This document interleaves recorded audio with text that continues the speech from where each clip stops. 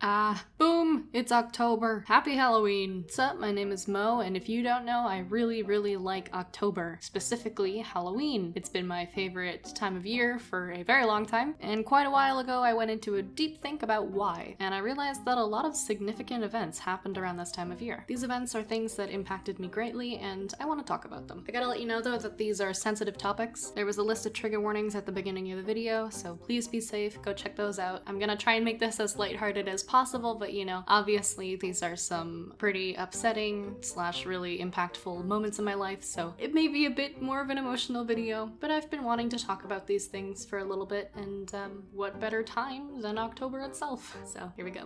The first big event that happened around Halloween was, I believe, when I was in grade 6. I think I would have been 11. My grandpa on my mom's side got diagnosed with cancer. And since I was so young, I didn't really understand death or how important relationships are in life. So I wouldn't say I was necessarily really close with him. I loved him a lot, but I didn't understand the importance of relationships back then. So that was the first year that my parents let me go trick-or-treating alone with a friend. All the years prior, they would want me to go with them just to be safe and all that, but it was at that age where, I was starting to become a little bit more mature, and well, looking back on it, they probably didn't want to go out, but I went out trick-or-treating with a friend, and when I got home, I was really excited and really happy, got all this candy, I was just hanging out with my friend, it was really fun. So I was telling them all about my night, and then they sat me down and they told me that in the afternoon of October 31st, my grandpa had passed away in his sleep. It was very peaceful. It was a lovely day, and I remember my mom telling me that Halloween was actually his favorite time of year. He died on the day of his favorite holiday. I look at that and I think that's how I want to go. Sleeping peacefully, surrounded by family on one of my favorite days of the year. I think about that from time to time, and I'm just really grateful that he went out as nicely as he possibly could. And since I was so young and I didn't really understand the importance of family, I look at our shared love of Halloween as a way to connect with him. Since I never really had a super close relationship with him, I look at our mutual love of the holiday as a way to connect. I don't know.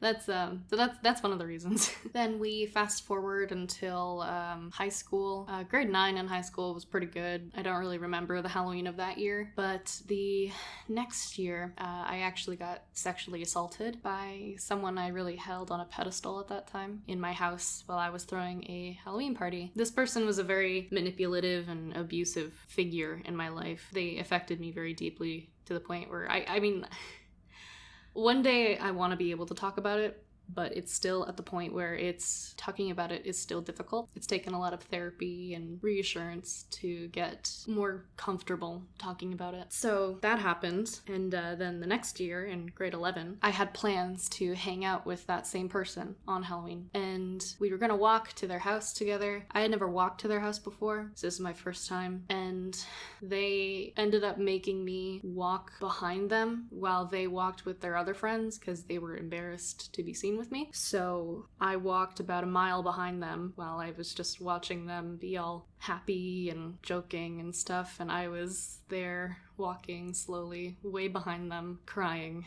because I felt awful. I mean, how are you supposed to feel? Someone who I held on a pedestal just told me that they didn't want to be seen with me. I remember there was one point where we turned a corner and they couldn't see me anymore, and at that point I wanted to turn back and walk home. That was the first time in a long time where my only thought was, I want my mom. And that thought alone was enough to make me just break down.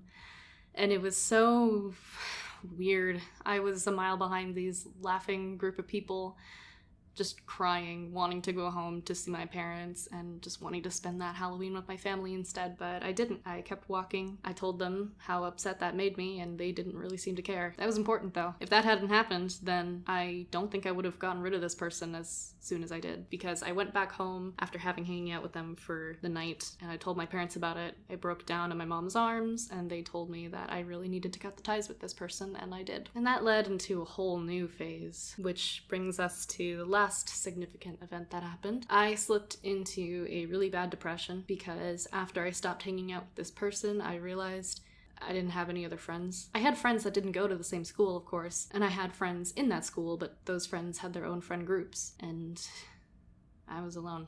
I slipped into a really bad sense of loneliness, and it stayed that way for a very long time. I spent most of my days alone, which was good for self-reflection. I told my mom about the assault and various other things that happened with this person. She was and still is a big support system in my life, and, you know, when I needed her to, she held me up above the water. There was a point, though, in senior year where my mental health got so bad I was in a dangerous headspace, and I had plans to hurt myself really badly. I ended up going to the hospital, and I was pulled out of school for a week, and that was the week right before I was going to have a Halloween party. So, like, that was the week leading up to the weekend of my Halloween party, which I had done annually pretty much. And throughout the week, my parents were really conflicted on whether they should or shouldn't let me have this party because, you know, they were new to this whole situation. They didn't know how to deal with my mental health struggles. After a little bit of convincing, I got my mom to agree with me that having this get together with my friends and celebrating a time of year that I really love would be good for me and good for my health. And so after some convincing from both me and my mom, my dad agreed as well. And that was probably the most important year of Halloween for me. If I hadn't had that party, I wouldn't have realized how much I would have missed if I did carry through with my plan. It was the most fun that I'd had in years. I was with all of my friends. Everyone was having a good time. It was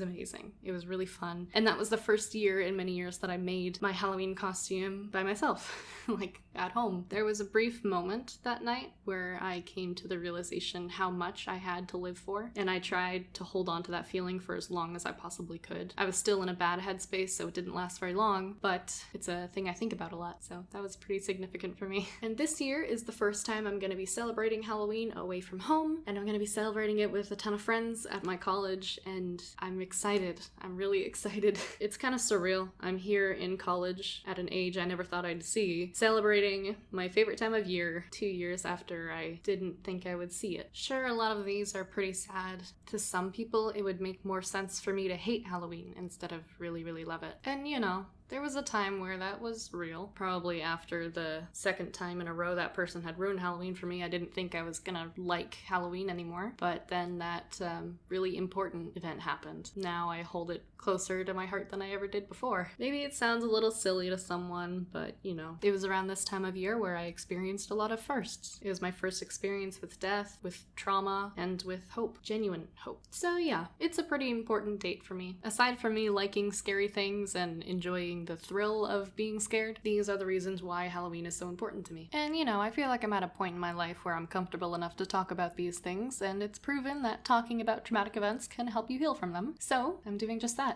These events may not all be happy, but they absolutely contributed to shaping the person I am today. And I like the person that I am today. So take that, trauma! Throwing a bunch of bad events on my favorite day of the year isn't gonna stop me from celebrating it, you bitch! I don't even believe in Satan. You can't make me feel bad for celebrating his so-called birthday. Jokes aside, I love Halloween. It was a significant point in my life for many years, and it'll probably continue to be. I can't help it. The season plus the occasion makes me really, really happy. It just does. So there you go. There's the explanation. I hope you enjoyed this in some way, and if you celebrate it, have a happy Halloween. I know I will. And if you're going trick-or-treating, be safe. Make sure you take someone with you, and don't follow creepy people into the dark. And if you see a haunted house, go in it. Go in it. Go.